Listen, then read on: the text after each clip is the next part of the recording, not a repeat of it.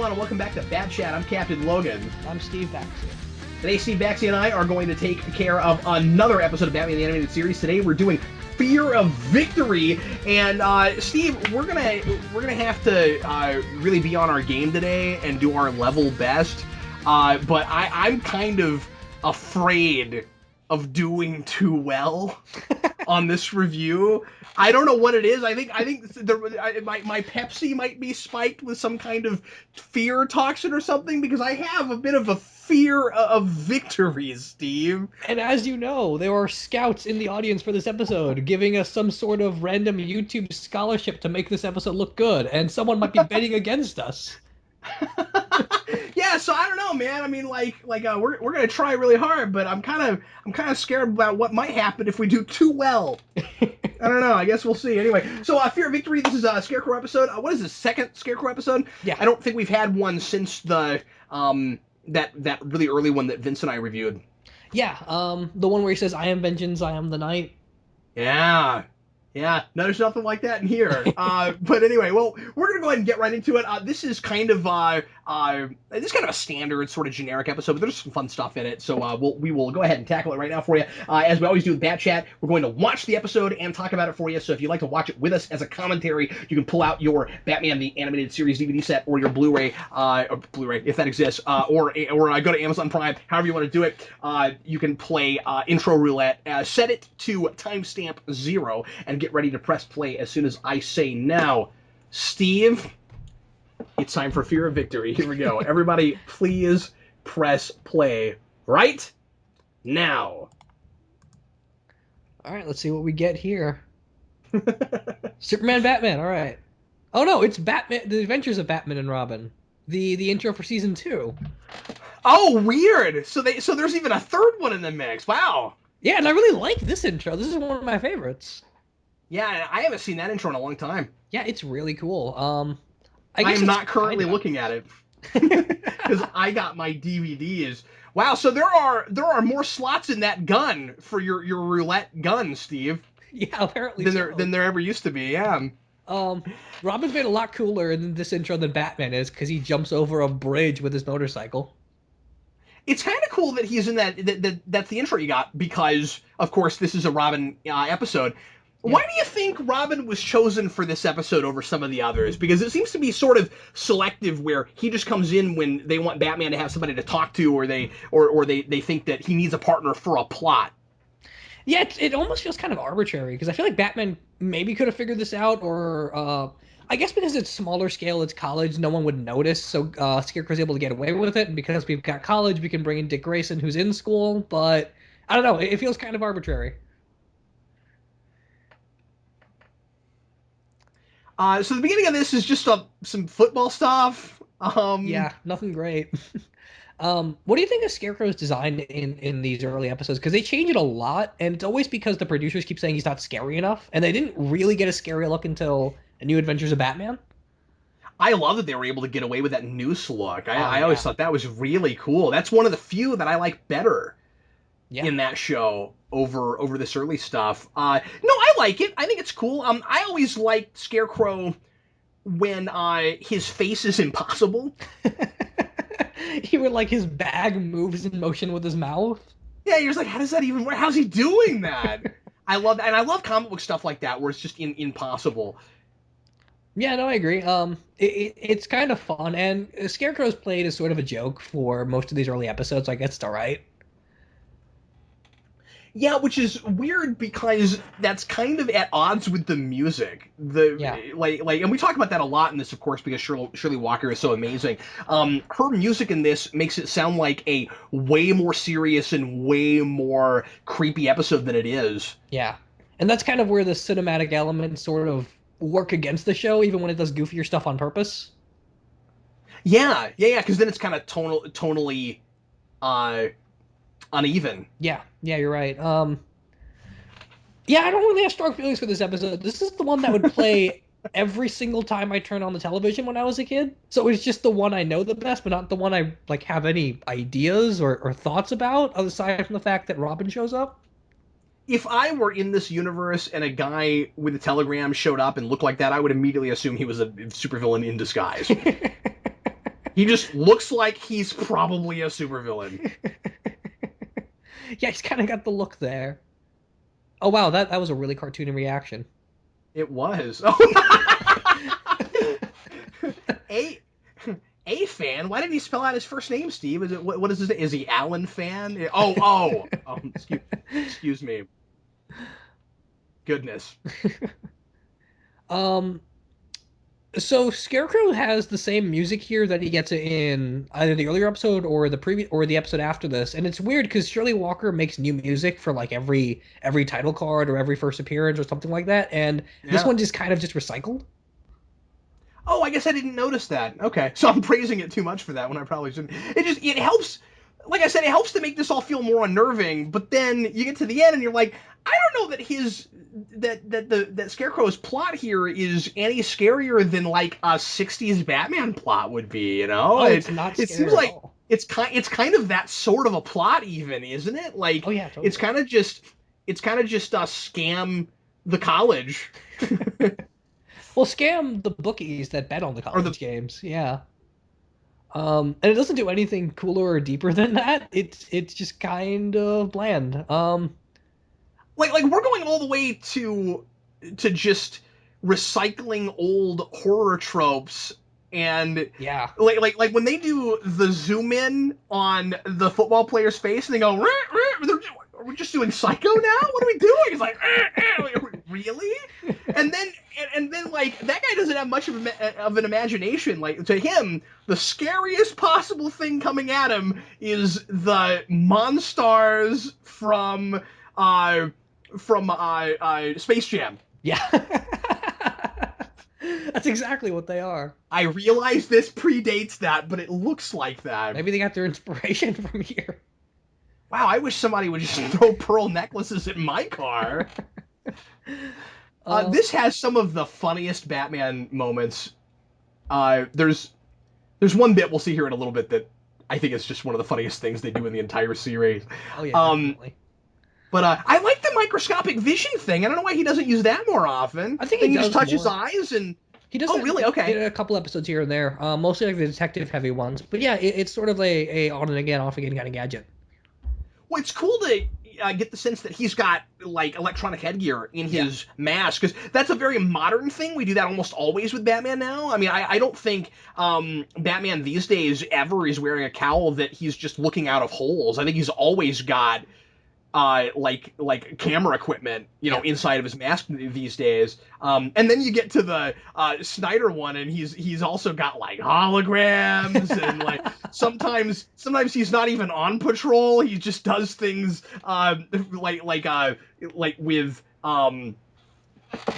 with virtual reality and stuff. He's got like Tony Stark style headgear, except it's only covering half his face. It's really strange. Yeah. So this is kind of cool. I like the whole Robin being afraid thing. That's a dynamic I've never seen before. It's kind of nice soft focus there.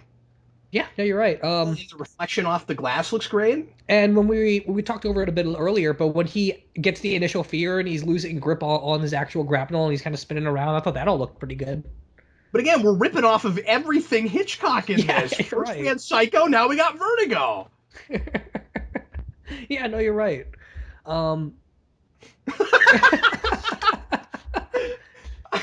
Sometimes when you watch things without commercials, it's unintentionally hilarious, and yet I think it's funny anyway. Because anybody that is melodramatic enough to go, no, is always funny. I think you can get away with it more with Fear Toxin. Here's the funniest thing in the universe. Batman accidentally winds up in some lady's apartment. And she's like, oh my god. It's almost a James Bond thing that you'd see. It's so funny. Oh, it's great. It's very Adam West now that you mention it. It's got exactly that kind of sensibility. I don't think this episode is trying to be very serious at all, but I think it's put together too much like a standard episode.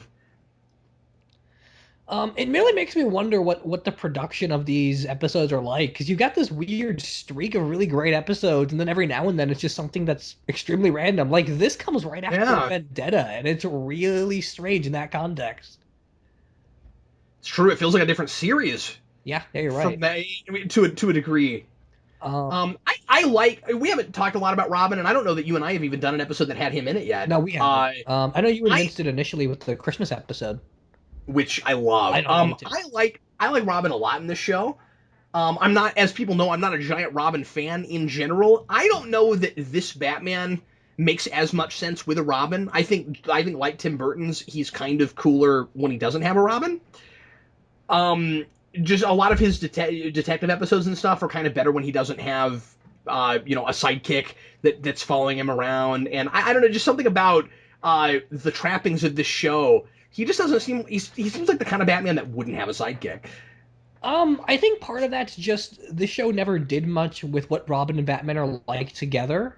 You've got Robin's Reckoning that has a really good origin for him, and everything you get with young Dick Grayson and Batman trying to solve the murder of his parents is good. But then you get episodes like this where Robin being there or not being there is kind of inconsequential, and that's really kind of a shame because Robin's been a more important part of Batman's mythology than Gordon and Alfred for a longer period of time. Yeah, in episodes like this, he kind of feels like he just has an internship or something with Batman. If you'd never seen Batman before, you wouldn't even know that he ever lived there or anything. He just seems like he's some kid that Batman's recruited, right? Like he's just he's just a random volunteer. Yeah, no, you're right.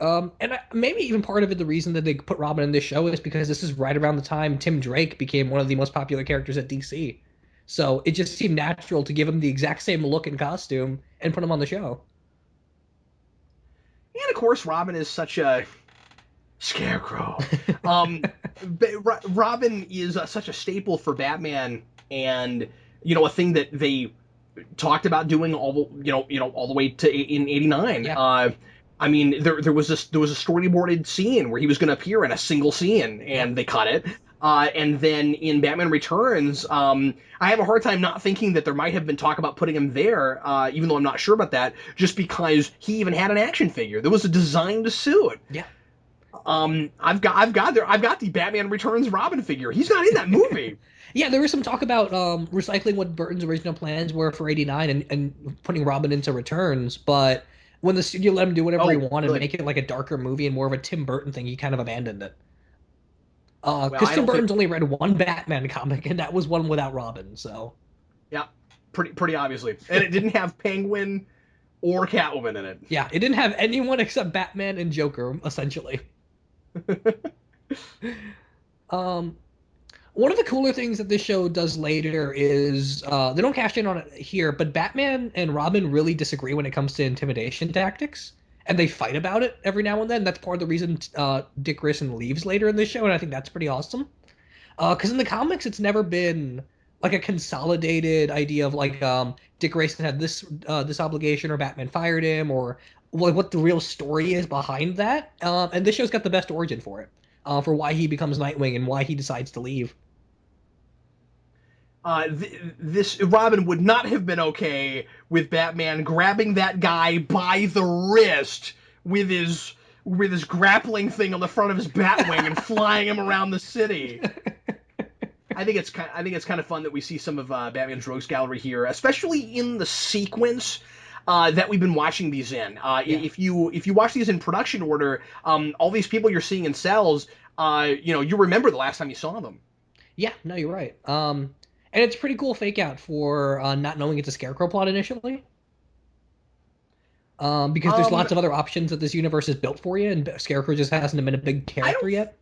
I don't think it's a fake out, though, because Batman already told us he thought it was the Scarecrow. Yeah, but I just mean like building anticipation for him not really being there, because you get to see all the other villains in the universe, and it feels like it's building up a little bit of tension, but you can only do so much. I see what you mean, yeah. Yeah. Where he could have been wrong. Yeah, I think it's funny there. Real quick, that Joker laughs right there, because I don't know if it's just a well-timed laugh because he's laughing a lot because he's the Joker, or if somehow or rather he knows what Batman is seeing at the very moment that happens. As if Joker at the moment Batman. Yeah, it's fun. It's hilarious. I love that ambiguity. At the moment that Batman, if you're not watching, pulls off Scarecrow's head and it's not actually Scarecrow, Joker's like, ah! And you're like, how do you know that? You can't. You see through the walls? What? Yeah, no, you're right. It's kind of fun. I think That look from that henchman guy. There's a lot of weird, cartoony, hilarious looks in this, and Scarecrow has the dumbest disguise. oh, he does. Like he A looks trench like coat and a tall. mustache. He looks like tall Mr. Potato Head. It's pretty hilarious.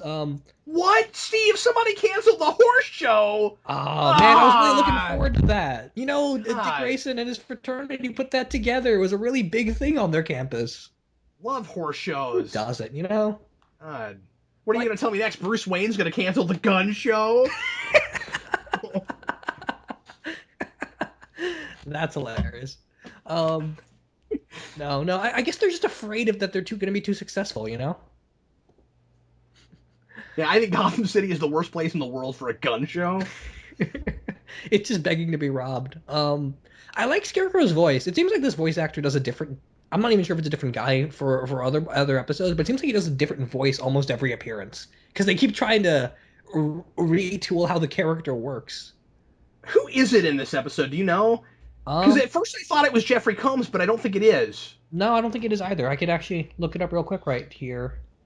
Isn't it? Isn't it sometimes Jeffrey Combs, or does he play even a different character in the show? I don't remember. The only thing I remember of Jeffrey Combs in the DC animated universe is The Question. The Question, yeah. I thought he did somebody even earlier, but I guess. Well, I'll let you look it up. I'd be curious to know. Let's see. Scarecrow is Henry Pollock. Boo! Why are we doing the fast zoom in thing on that card? Boo! Whoa! Boo! Yeah, that is really strange. No, it looks like this guy did the voice for Scarecrow all the way through. Okay. So that's interesting. I guess he just has a diverse voice. Maybe inconsistent is a better word if you can't tell that it's the same guy every time. Yeah, no, maybe that is what it is. But I don't know. I guess they just didn't have a direction for that character. I like what Scarecrow looks like. Yeah, if we're right about that, I don't remember if it really sounds that different. But if I like the Scarecrow's look from that guy's perspective on the fear toxin with the teeth. Yeah, that's kind of cool. I have an action figure. I should have brought it over here. I forgot about it. I have an action figure of Scarecrow from this show. Oh, cool. That version. He's got these creepy, beady red eyes. Oh. It's that action figure thing where, like, if you put it up against the light and you let it go through, like, the back of his head, his eyes look like they glow red. It's pretty cool. But then they do this weird action figure gimmick because it was the 90s and everything had to have a gimmick, especially action figures. Especially Batman toys.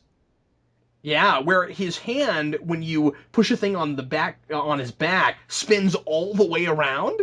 And I'm like, well, why do we have that? And then the more I thought about it, I was like, oh, this is what I would see the Scarecrow as if he was on a fear toxin. It's one of the best. If you think about it from that perspective, it's one of the best uses of a limb that goes all the way around. Because it's terrifying. That does sound kind of terrifying. What I can do with my hand. I want to track down that figure now. That actually sounds pretty awesome. Okay, so Batman's about to do something kind of uncharacteristic. So Robin is on fear toxin and says that he can't stand on a step stool without freaking out. And Batman says, "No, you're coming with me. You gotta come help me out, try to solve this case." Robin, often in the show, and I know we haven't had a lot of him yet, so I'm kind of extrapolating from things that happen later, but Robin is constantly trying to get Batman to let him help him with cases that are this dangerous or less. Yeah. I don't know why he needs Robin on this case. Yeah, no, that's a good question. And it kind of reeks of Zordon from early Mighty Morphin Power Rangers, where every time some kind of spell or something the Rangers can't control happens, Zordon's just like, shake it off. Walk it off. And if you're dead, walk it off. That's kind of what Batman's doing here with Robin. Although I guess he might have a bit more of a point just because Scarecrow's toxin has to work through your system. When he says I'll drive real slow, I'm thinking maybe the idea is that this is just such a lame in comparison villain plot. He's not even worried about anything. He's just like, yeah, it's a regular day at the office, no big deal.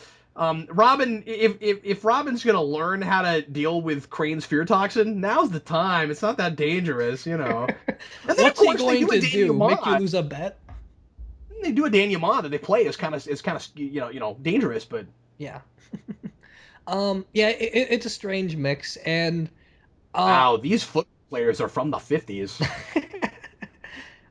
just kind of add more to the out of time kind of thing going there. Those helmets, yeah, that was intentional. This is so cartoony. He takes his mask off right in front of Robin before continuing to walk. I just love that he has a mask on top of his other mask. We saw, if memory serves, in his first episode, we saw Jonathan Crane take his Scarecrow mask off in the middle of a bank robbery. I think we did, yeah. And I think, and I'm like, in this, he never takes his mask off. So, like... It's almost like his face is mutated into that. That's what I love about it. And the first time I remember being a kid watching this, and I guess I didn't remember that thing from that other episode because I thought his face just looked like that. I thought he was like a Tick villain, where it's like, pineapple Pokepo's face is a pineapple, and Chippendale's face is a chair. How am I even talking?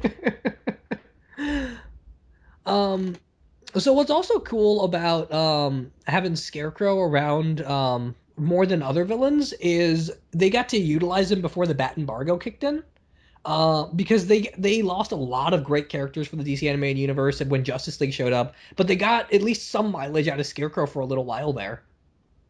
Because even Robin wasn't used outside of the Teen Titans show for a really long time just because of the Bat embargo. I always thought all that was really silly. It was. We even have a lot of 60s Batman alliteration in this episode. He has that line where he says, enough to panic a pachyderm and his half-crazed humanity. There's a lot of alliteration in this. Yeah, no, you're right. It so may have goofy. You could may well just adapt this for the 66 comic at this point. Easily, yeah. And yet, visually... And in the soundtrack, we're playing this like all this is kind of heavy and scary. Yeah. Well, I mean, I'm not sure Batman's playing it that way because he's just like, I don't care until the vial drops. No, he's not even remotely worried. And I don't know what Scarecrow's doing. Did he not look first to see if there was a platform right down there? He's like, apparently man, there's a platform that Batman can. Gosh darn it! Batman's not even really fighting him at this point. How lucky! Like he's threatening to make the entire audience down there, put them all in that fear toxin and make them crazy people. And Batman just lets him let go of it. Now you could make the argument that he knows that there's a platform under it and Crane's just too stupid to look. For some reason, it's like, okay, what you do is you look down and you see what's down there. Nope. Oh man, there's scaffolding. What? But then the problem with that is, how does Batman know that the vial won't break? It's glass. It sounds like glass when it clinks into things, and it's far enough down, and it's hitting a metallic surface. It's likely to shatter. Yeah, no, you're right. Batman's like, whatever. I know what episode I'm in. I know I'm in what's basically a glorified '60s Batman episode. I'm not worried about it. This ending dialogue they've got here is so '60s now that you mentioned that again, because it just feels like the cap off to a 22-minute episode with Adam West and Burt Ward. Yeah, they're even dressed like it. With them out of costume. Yeah. They're just sitting around. They've got the ah ha ha ha kind of ending. The only thing that was missing was Aunt Harriet to come up and ask them or offer them some kind of food that they would not like anymore because of the events of this episode. Maybe. Like what it was missing was Aunt Harriet coming in and going, "Let's watch football." Ah, no, not football. Yeah, that's exactly the kind of ending we got here. It's not a terrible episode or anything. It's just so inconsequential. It's fun. There's not a lot to it. No, there's not even supposed to be, but I don't know. It's kind of dull. No, I mean, I had a good time watching it. Well, see, that was fun. But next time, Clock King. We got the Clock King. We've got a next 4-episode spurt of really good stuff, so that's gonna be great. But I'm so excited about Clock King. It's one of my very favorite episodes, and as everyone knows, I'm a big fan of this character. This is, of course, the version that I love the most, and the thing that made me love Clock King as a character. And it's and Time Out of Joint is fun, but the first Clock King episode is definitely his best. Oh yeah, it's great. It's a really good episode. I love the voice actor for it. His look is just fantastic because he's just a guy in a suit with glasses that have clocks on them. It's awesome. Yeah, it's like it's super quirky and bizarre, and yet he's kind of scary. Yeah, like You know, they find a way to make that motif totally work in this context. So anyway, I can't wait to talk about it further next week. Everybody, thanks always for watching. We sure appreciate it, and we will see you next time on Bat Chat for the Clock King. I'm Captain Logan, I'm Steve Baxi. and we'll see you then.